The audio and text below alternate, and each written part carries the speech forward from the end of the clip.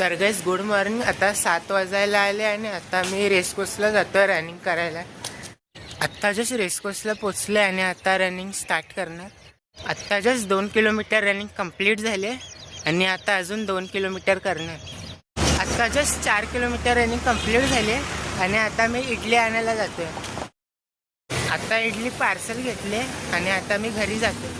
तर गाइस आता 10 वाजले आणि आत्ता जस्ट आंघोळ करून आले आणि आता मी देवपूजा करणार.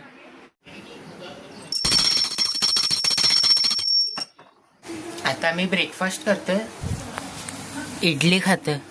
तर गाइस आता 1 वाजले आणि आता मी मंदिरात जातो. मग त्यानंतर क्लासला जाणार आणि ब्रेकफास्ट झाल्यावरती मोबाईल बघितला, मग झोपलेलं, मग काय व्लॉग नाही बनवला. मग भेटतो तुम्हाला. आता 3 वाजले आणि आता जस्ट क्लासवरून निघालोय आणि आता मी घरी जातोय. आता जेवायला बसलोय, थेपला चिकन खातोय.